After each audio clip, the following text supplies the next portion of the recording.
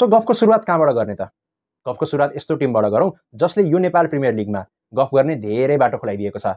Biratnagar Kings. NPL 1 सिजनभरि खासै talking points नपाएका Biratnagar Kings फ्यान्सको भने यो पटक प्री सिजन छुट्टै नै रवाफ छ। र रवाफ किन नहोस् पनि, प्रोबेबली यो सिजनको सबभन्दा बिगेस्ट साइनिङ फाफ डु प्लेसीको रूपमा विराटनगर किङ्सले आफ्नो टिममा भित्राएको छ। वेल, उनी पुरै टुर्नामेन्टको लागि अभाइलेबल हुने त होइनन्, तर पनि on paper Biratnagar look solid. एकचोटि लास्ट सिजनको कुरा गरौँ है विराटनगर फ्यान्स, एकैछिन प्लिज। जेनरल ब्याटिङमा तपाईँ नम्बर 3 र नम्बर 4 पोजिसन एकदम नै क्रुसियल मान्नुहुन्छ, र विराटनगरको लागि यो पोजिसन लास्ट सिजन कसैको तर्फबाट पनि कन्ट्रिब्युसन आएन भन्दा पनि केही फरक पर्दैन।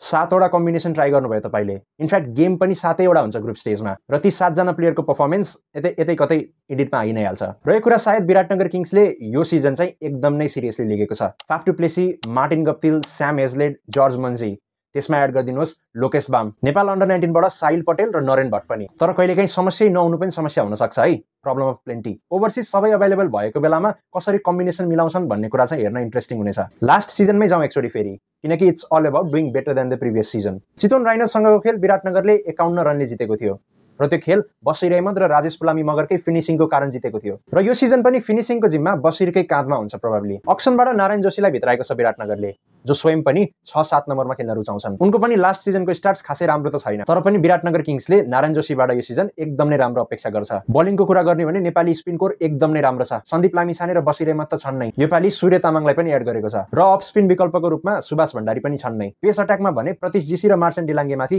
धेरै नै निर्भर रहनेछ। श्रवण किस्कुको रूपमा अर्को अप्सन रहने नै छ, शुभम रञ्जने पनि छन्। फेरि पनि 4 जना ओभरसिजमै भर पर्छ शुभम रञ्जनेको कुरा चाहिँ, तर म चाहिँ थर्ड पेसरको रूपमा नारायण जोशीलाई नै देख्छु। अनेस्टली विराटनगर किङ्सले टियुको यो सर्फेसमा यो सिजन जम्मा 2वटा पेसरले मात्रै काम चलोस् भन्ने चाहना गर्छ।